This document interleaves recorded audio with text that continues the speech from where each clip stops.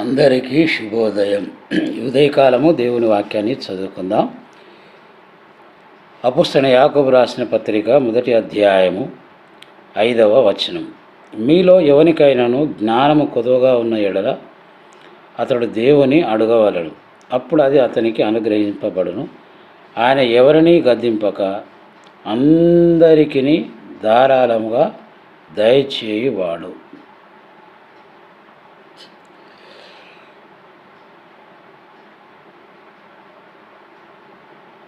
అయితే అతడు ఏమాత్రమును సందేహింపగా విశ్వాసముతో అడగవలెను. సందేహించువాడు గాలి చేత రేపబడి ఎగిరిపడు సముద్ర తరంగమును పోలియుండును.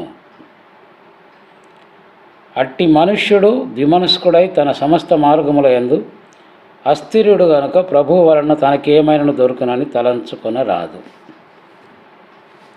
ఇక్కడ ఈ లోకంలో జీవించే కాలంలో ప్రతి మానవునికి ప్రతి రంగంలో కూడా లేదా ప్రతి విషయంలో కూడా జ్ఞానము అవసరమై ఉన్నది.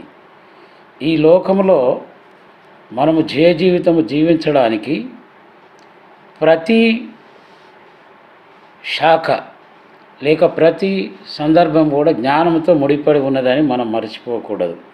అందుకే ఇక్కడ ఏమంటున్నాడంటే, మీలో ఎవనికైనాను జ్ఞానము కొదువగా ఉన్నాడో అతడు దేవుణ్ణి అడగవలను, అప్పుడు అది అతనికి అనుగ్రహింపబడును.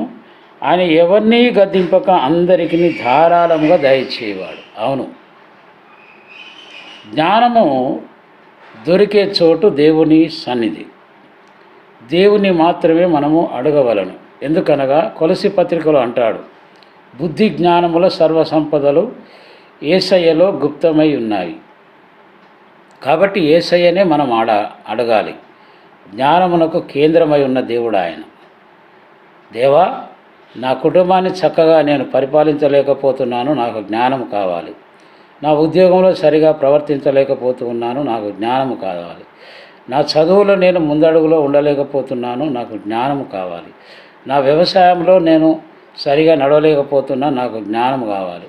నా వ్యాపార రంగంలో నేను సరిగా నడవలేకపోతున్నాను, నాకు జ్ఞానం కావాలని అడిగితే తప్పకుండా ఆయన అనుగ్రహిస్తాడు. అయితే సందేహం లేకుండా అడగాలి. విశ్వాసంతో అడిగితే తప్పకుండా ఆయన మనకు ఆ జ్ఞానమును అనుగ్రహిస్తాడు.